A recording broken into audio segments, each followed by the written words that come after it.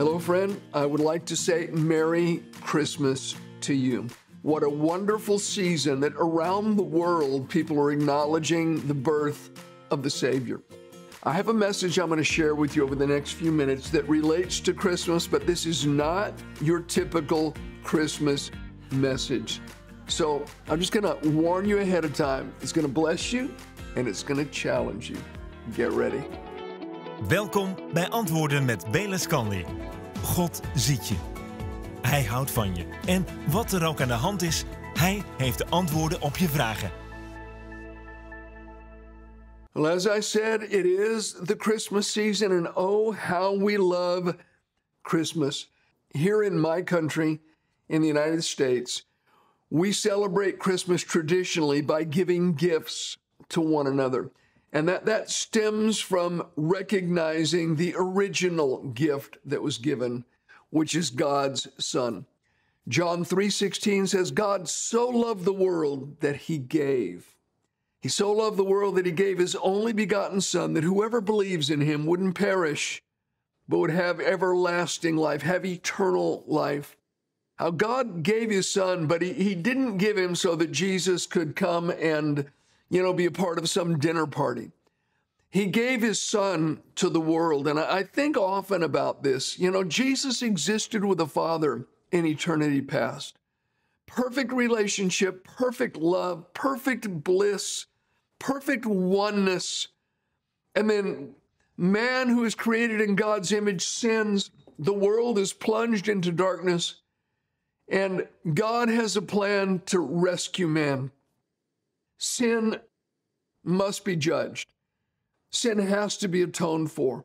And rather than the stroke of God's justice and his wrath against sin falling upon us, he sent a substitute. He sent his own Son. It was a mystery, the Bible says. No one understood, what God was doing. The angels didn't understand. The devil certainly didn't understand. Had he understood, he wouldn't have crucified the Lord of glory. Jesus' own disciples didn't understand, why he had come until after the resurrection. But imagine it.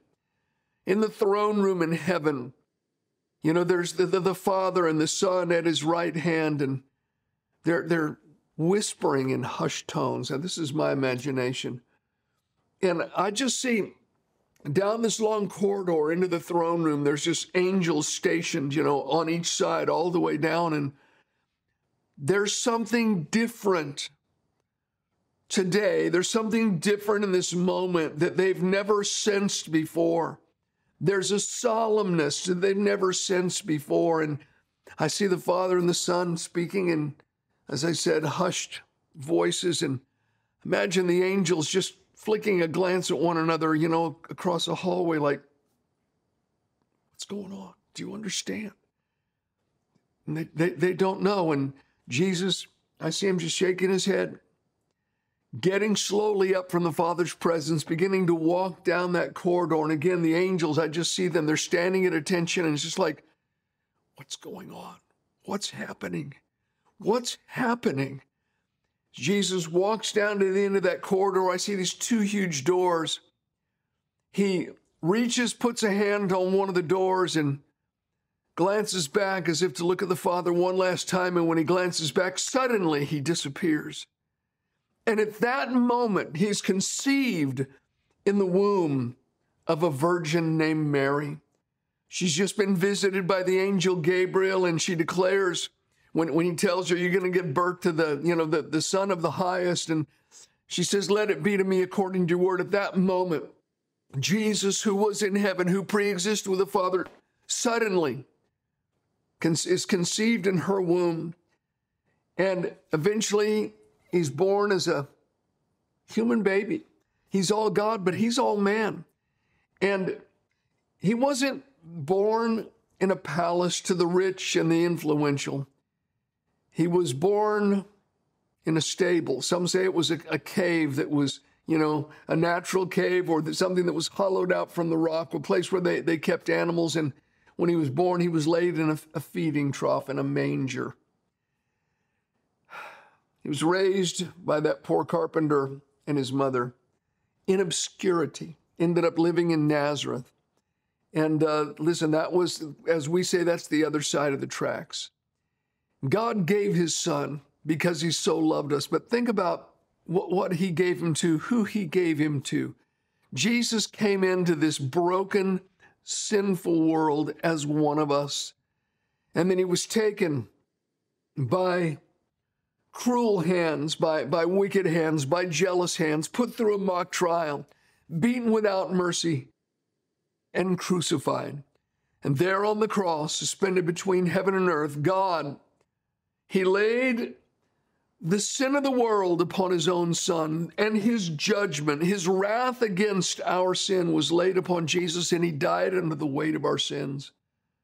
After 3 days and 3 nights, the claims of eternal justice were satisfied, and God raised Jesus from the dead. And you know, we will never fully, I don't even think throughout eternity, we will fully understand the depths to which Christ went to redeem us. The Bible says in Isaiah 53, that great redemptive chapter of the Old Testament, that God literally made the soul of Jesus to be an offering for sin. His soul became an offering for our sin.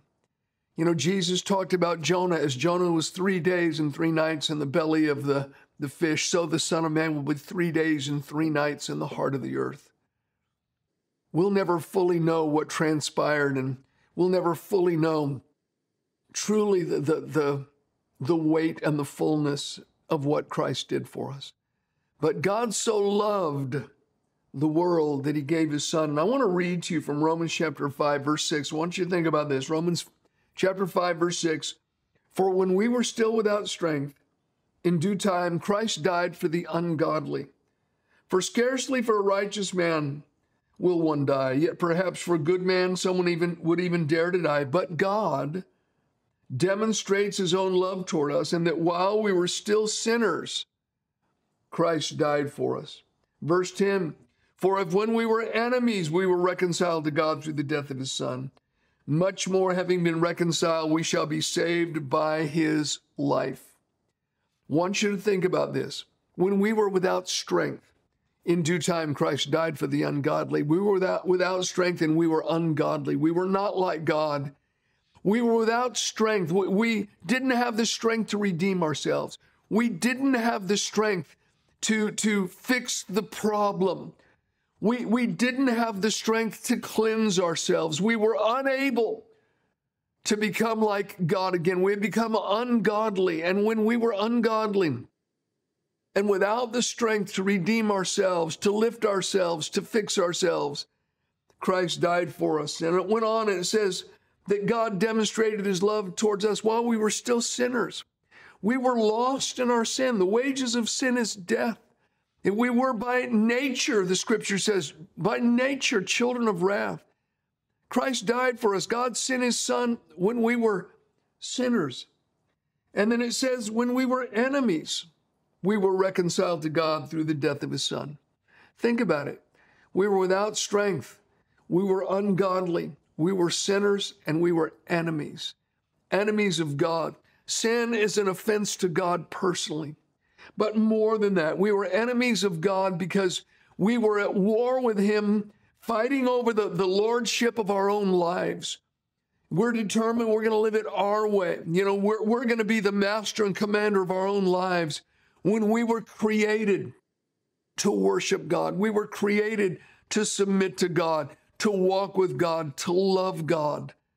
But humanity decided, no, if it's all the way back in the garden, you know, when the serpent tempted Eve and tempted Adam, who was with her, says, hey, you know, you partake of this tree, the knowledge of good and evil, well, you'll be like God. You can decide for yourself what's good and evil. You can decide for yourself what's right and wrong. Now, God claimed exclusive right to that tree. He said, Adam, Eve, you ever violate this one thing, this is the only thing I claim exclusive right to. I give you the world. I give you everything else. Rule in it, reign in it, be fruitful, multiply, enjoy it. But I'm your creator, and I alone have the wisdom and have the heart to know good from evil, right from wrong, and that's something that I alone will make the call on. And Adam decided, no, I'm going to be like God myself. I'm going to decide for myself what's right and wrong. And it's been the problem ever since. Human beings have fought God, have warred with God, said, no, I'm going to be my own Lord. Well, friend, when we come to Christ, we must believe in our heart that God raised him from the dead and confess him with our lips as Lord. Lord means boss. It means master. Jesus died for us when we were God's enemies, and that we're fighting at war with God over the lordship of our own lives. Quite an interesting thought. And let me read a couple of other verses to you, and then I want to share a few thoughts and illustrations, all right? 2 Corinthians 5:19, this is from the Amplified Classic Bible. It says that it was God personally present in Christ, reconciling and restoring the world to favor with himself, not counting up and holding against men their trespasses, but canceling them. I love it. God was personally present in Christ, reconciling and restoring the world to favor with himself, not holding against men their trespasses, but canceling them. Now, I want you to think about it. Keep these thoughts in your mind, because I've got somewhere that I want to go with this. Again, this is our Christmas season, and we give gifts to one another. Well, God gave us the ultimate gift. He gave us his son. But he gave us his son when we were enemies, when we were without strength, when we were ungodly, when we were sinners. He canceled our sin. He didn't hold our sin against us. Let me read to you from Ephesians chapter 4. This is verse 32. It says, and be kind to one another, tenderhearted, forgiving one another, even as God in Christ forgave you. Now think about it. God forgave us when we were ungodly. He forgave us when we were sinners. And here it says, be kind, tenderhearted. You forgive like you've been forgiven. Goes right into chapter 5 in Ephesians, the very next verses 1 and 2. Therefore, be imitators of God as dear children, and walk in love, as Christ also has loved us and given himself to us, an offering and a sacrifice to God for a sweet-smelling aroma. Now, it starts, it says, be imitators of God as dear children. Children imitate their parents. We had a celebration in our house yesterday. Kids were over, grandkids. Some of them weren't able to be there. They're actually out of state at the moment. But one of the grandsons was there, our little grandson, Liam. And, he calls me Papa. And I was teasing him, and he was saying back to me everything I was saying to him. He was imitating his grandfather. Well, grandkids imitate their grandparents. Children imitate their parents. The scripture tells us to be tenderhearted, to forgive, and to love like we have been loved. To imitate God. To love like God loves. And I realize that's a pretty tall order. Listen to these words from Jesus, John chapter 13, verse 34. He said, a new commandment I give to you, that you love one another as I have loved you, and that you also love one another. By this, all will know that you are my disciples, if you have love for one another. Now, he didn't just tell us to love one another, but he said we're to love as he is loved. We're to love with the same kind of love. Now, putting that in the context of what we're talking about, God so loved the world. This is the Christmas story, that he gave his son. He forgave us. He canceled our debt. But he did it when we were enemies, when we didn't deserve it, when we were without strength. We didn't have the ability to change ourselves. God loved us when we didn't deserve it, and we need to do the same for others. That's your Christmas thought, and I want you to stay with me. We don't need to be looking for revenge or secretly rejoicing when someone we don't like falls. We need to show the world what God is really like. There was an old preacher that we had in the church many, many years ago, but he shared the story, and as far as I can figure it, this would have been the late 1930s. He was in Arizona, And I don't know how it all transpired, but he ended up with an Apache enclave out in a little area. There was sort of a village in a remote, almost off-the-grid area. He said that they didn't even have electricity there. And how he found himself out there, I'm not sure, but he said, I couldn't even drive my truck all the way there. I had to park the truck, and then I had to hike to get to where this sort of settlement of Apaches were.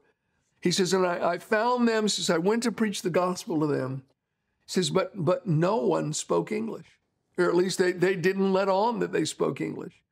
He said, I finally found, it was, I think, a 10-year-old boy, and he was drunk. 10 years old and drunk, but he spoke English. He said, so he became my interpreter. And I used this 10-year-old boy who'd obviously been drinking to tell the people what I was there for. And in real rudimentary terms, he said, I shared the gospel with them. I told them that God loved us so much that he gave his son to cancel our sins, and that he changes us and puts that love nature inside of us. Said, and I would go back there and I would use the little boy, and he went back for like the next year, I think it was, and just shared the gospel with him. But he said, they were the rudest people that I had ever met. He said, it seemed like they went out of their way to be unkind to me. He said, but I felt like God wanted me to be there. He says, when I would walk out, I would stand next to my truck. Sometimes I'd drive away and then I'd park, and he says, I would cry. I said, God, I don't want to go back there. Those people are mean. They're evil. They're harsh and they're rude to me. And he says, and God would say to my heart, son, you pour your heart out to me, but never let them see you this way. He said, you pour out your heart to me, and I'll minister to your heart. I'll heal you, but you keep going back and you show them the love of Christ. So he would go back there, I think, at least weekly for like a year. He would go in there and share the love of Christ. No response. And he said they were just mean and cruel. And it may have been less than a year, might have been 9 months, something like that. He said one day the little boy says, they are having a council meeting and you're invited in. He says, really? So he said he came under what was like an old tattered tent, no electricity under there, and they had a fire going under there. And they just had stumps of wood that people sat on. They indicated for me to sit on a stump, and the leader, the chief, suddenly pointed at me and started speaking in Apache. He said, I didn't understand what he was saying. He says, and then he started to cry. And he got on his knees. And then someone else pointed at me, and I didn't understand what they're saying. They got on their knees, and he said, people all over that tent, they were crying. He says, I asked the little interpreter, says, what's happening? He said, well, you didn't know it, and I was not allowed to tell you. But when you came and you told them about Jesus and that God loved us so much that he gave his son, and that he's poured out a love like that in our hearts and we can love that way, they said it's the biggest lie they've ever heard. And so the whole tribe here, our whole village, this group of people says, we all agreed together to test you. So everyone for the last, 9 months, 10 months, everyone has gone out of their way to be cruel to you and to be rude to you because they said it's not possible that someone could love like you say. Said, but after all these months, you've been kind. You've loved us despite the way that we've treated you. And the chief says that your message is true, and he accepts it, and he has opened his heart to this God that you speak about. And I think almost everyone there gave their life to Christ, including the little boy, who ended up becoming a traveling preacher, by the way. Well, what was it that broke through? It was the love of Christ. Let this Christmas be a time of the restoration of broken relationships, as God restored the broken relationship with mankind.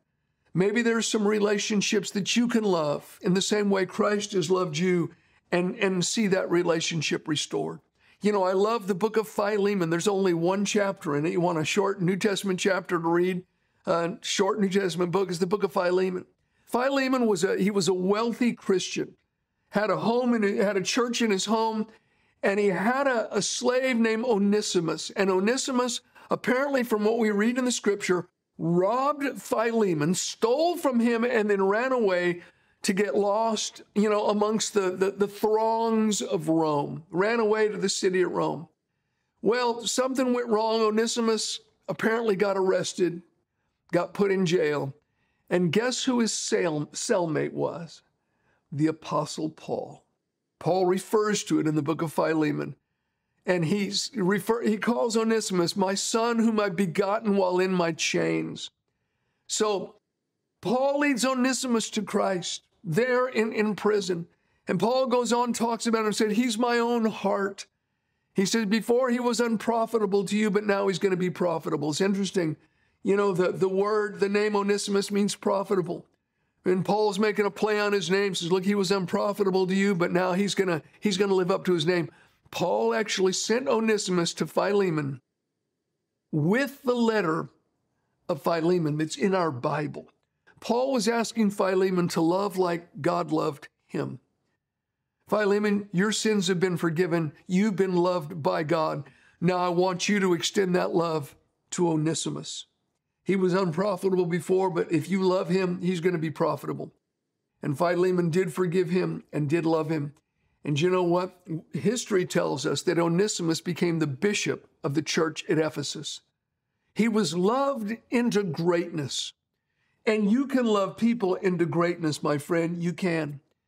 I was an assistant pastor for a couple of years at a small church, and the pastor had invited a guy he was involved in the rock and roll world, pretty famous, to come to the church, and he'd accepted the invitation. We were really excited. We've invited the whole community to come out, and we've printed up flyers, that so-and-so is going to come and he's going to share his testimony. And we're excited. We got a bunch of other churches involved. And then the day before the meeting's going to take place, this guy calls up and he says, by the way, how big is your church? We told him, on a good Sunday, it probably ran 120. He said, I'm not coming. You're too small. And that was it. Hung up the phone. So me and another guy actually had to cover. We did some tag team preaching instead of him. And people came out, they were disappointed. We'd put flyers all over town. And it angered me inwardly, made me mad. And I said some very unkind things about this guy. Shouldn't have said them, but I did. And the pastor said, Bayless, you need to forgive him. Said, he'll grow. He's just immature. He'll grow. Let's give him some grace. Let's forgive him. And so I said, you're right. And I did. Forgave him. And I really learned a lesson. And then years later, now interesting, that guy carried on in the same way, by the way, this rock and roll guy now become Christian. He carried on with that same arrogant attitude. He lost all of his money. He lost his health and he lost his marriage. He hit rock bottom. And we all heard about it and, it was kind of a sad thing. But anyway, years later, after he's gone through all this, I'm attending a meeting and he's there doing the special music. He's, been restored. He's repented. He's changed his heart. And he just shared a little bit from the platform. He said, I used to be such and such way. He said, I was arrogant and, I wouldn't go to meetings if it was a little church or whatever. He says, and he said, I've repented and I've humbled myself before God. And I'm just so grateful to go anywhere that Jesus would send me. And I was astonished seeing him, that he had grown in grace, that he had matured spiritually. And I feel like, that pastor's love had helped him grow, in Christ-likeness. And I just want to tell you, friend, the love of God has been poured out in your heart, and it has been poured out in my heart. We can love as we have been loved. God so loved the world that he gave his only begotten Son, so that we could be redeemed, and so that same love could be poured into our hearts. And let this be the hallmark of this Christmas for you, that you love the unlovely, that you love the undeserving, that you love the unworthy, that you love your enemies, that you do good to those that persecute you, that you bless those that curse you. Now, it's one thing trusting a person, it's another thing forgiving a person. Forgiveness, it's unearned, it's a gift that's given. Of course, trust has to be earned. We don't want to mix up the two, but you can love. You don't want to let bitterness get a hold of your heart. Bitterness is like acid. It does more damage to the vessel in which it's stored than it does to the object upon which it's poured. Don't become a cynical believer. Love like God loves. And I want to tell you, friend, Jesus loves you. God bless you.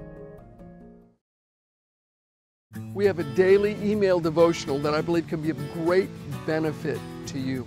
You know, when we take God's Word in every day, it helps us become established in the Lord. The Bible talks about the inward man being renewed day by day. Jesus had to take up our cross daily and to follow Him. Lees de overdenking op je smartphone, 's ochtends bij de koffie, wanneer je onderweg bent of meteen op je computer. Take time to sow the seeds of God's Word into your life every day with this free email devotional.